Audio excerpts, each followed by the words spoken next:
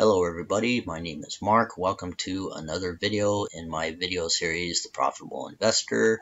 And in this video, I'm going to talk about what is growth investing. So without further ado, let's get started. Let's jump in. Now, in case you can't tell, I really love Investopedia.com. I think it's a great source of information. Growth investing is an investment style and strategy that is focused on growth of an investor's capital. And I want to highlight those key parts there.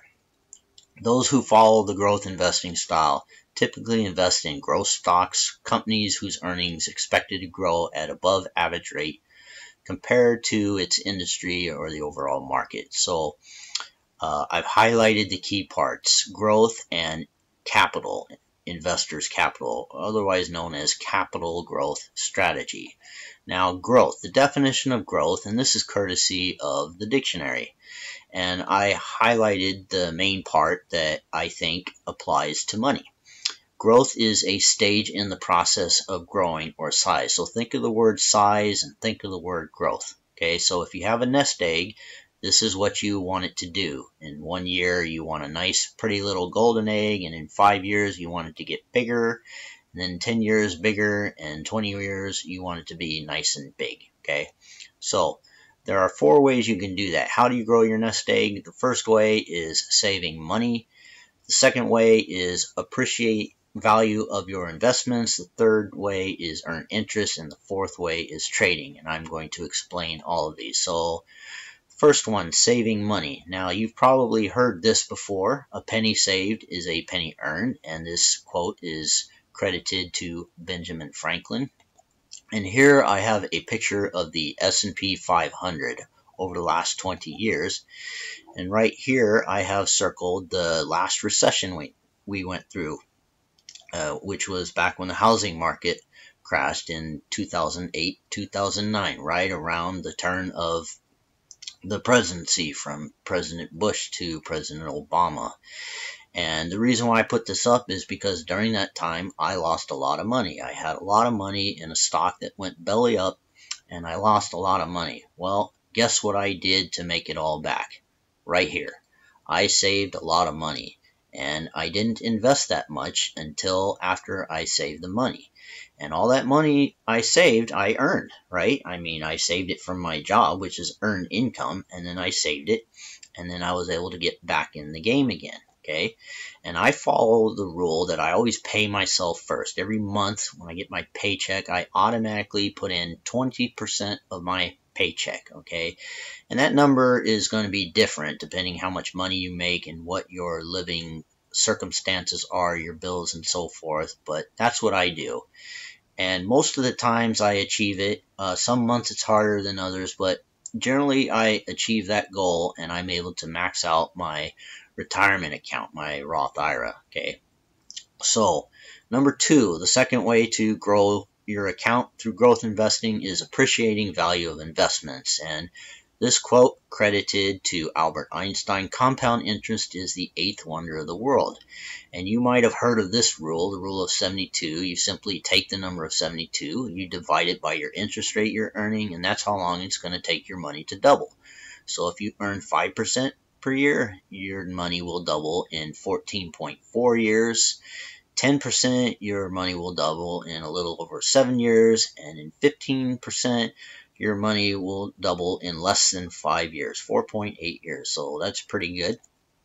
And so the first thing you want to do is you want to find stocks with good earnings per share, that's EPS, and good ROE, good return on equity, that's the ROE. And here I went to the liberty putting up a website. It's got a stock screener, and you click on that stock screener, and then I highlighted the return on equity box and the earnings per share growth per year, and I think 15% is a good benchmark. If you have 15% or higher return on equity or 15% earnings per share, then you're going to come up with some pretty good growth stocks, I think. Okay, so, and also your stock should be strong in the charts. Okay, like this stock, Amazon, has been doing nothing but going up. Same thing with Home Depot here, been doing nothing but going up, and these are all in the last 10 years. And even Apple, I mean, it had a few glitches, but generally it's been going up. And if you would have bought it way back in 2008 or 2009, when it was a $25 stock and now it's a $150 stock, I mean, do the math. That's a very good return on your money. It's a growth stock, okay? Here's U.S. Steel. Not looking good on the charts, is it? So no matter what the earnings per share is, and I can tell you the earnings per share are negative because I at one time was trading this stock on a short term.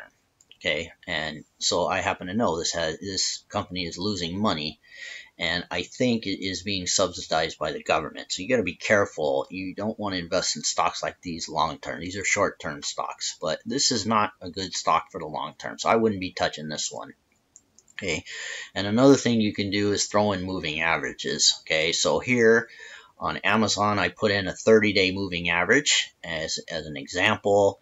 And if the price of Amazon ever goes below that line right there, then you get out of Dodge and you sell. Okay, Home Depot, same thing.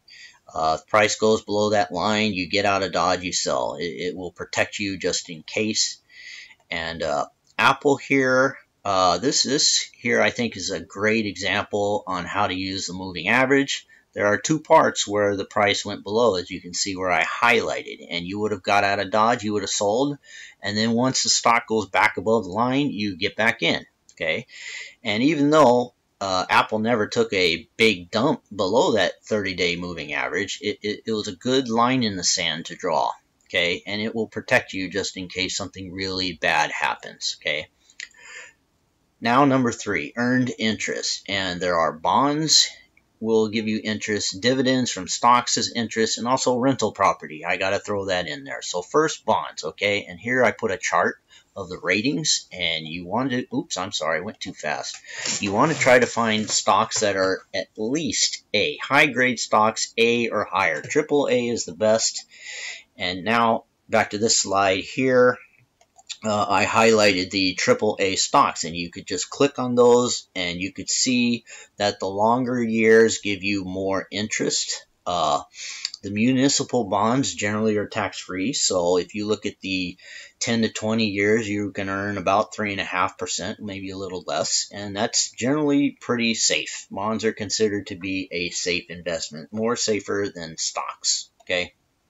And then number 2 is dividends. And again, I put up this website, FinViz, and you click on the stock screener, and then I highlighted dividend. And this particular website, you can put anything from 1% up to 10%. And if you want to go higher than 10%, I think you have to register, and that might cost a little bit of money. But I think a general rule of thumb, 2% up to about 6% is a reasonable return. There are some pretty strong companies that pay a nice 5% dividend. I know off the top of my head, General Motors pays a pretty high dividend. They're like 4.8%.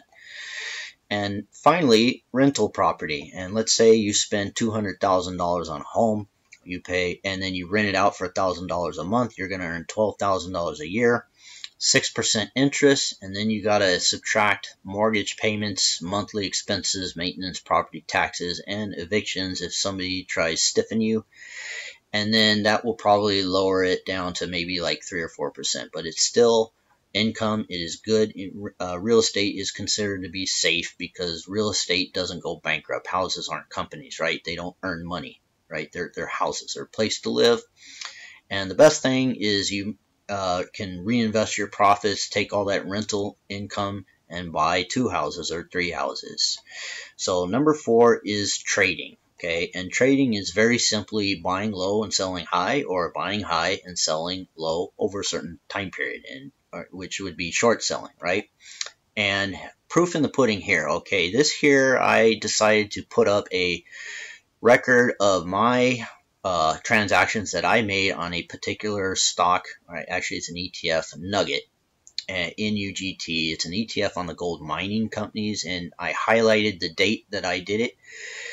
December 27th, the end of last year, 2016, and then I got out at about April 3rd, 2017, because Nugget announced that they were going to do a reverse split, so I wanted to wait till after the reverse split to start trading this thing again. But going back here to the other slides, you will find that if you pause the video on each of these slides and write down all these figures, put in all the red numbers, add them up, get the red total, and then put in all the green numbers, add them up, get the green total.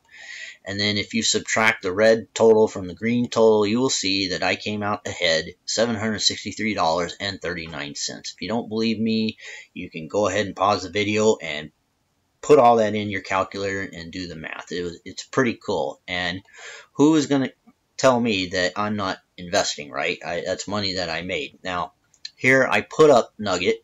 This is the ETF that I traded, and I highlighted the critical part. It's an ETF, which is an exchange traded fund, which is traded on the Gold Miners Index, and it's leveraged 3x shares, okay?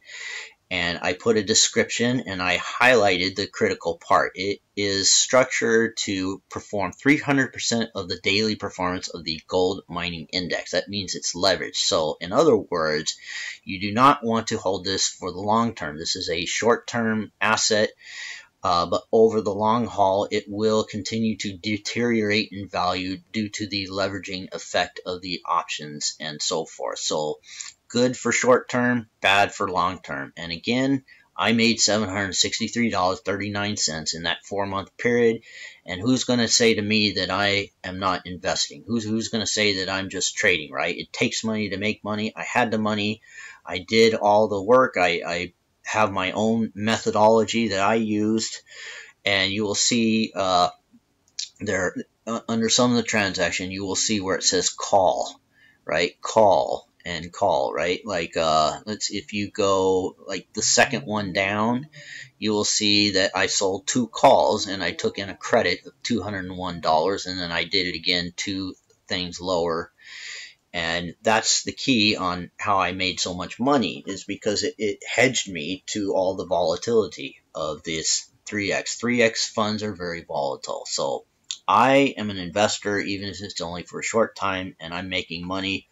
Who out there is going to tell me differently? Okay, so those are the 4 ways that you can grow your nest egg. Those are the 4 ways that you can utilize growth investing. Okay, and if you do that, if you do one of those 4 ways, slowly but surely your nest egg will get bigger, and you will be able to get a good night's sleep, and you will have peace of mind.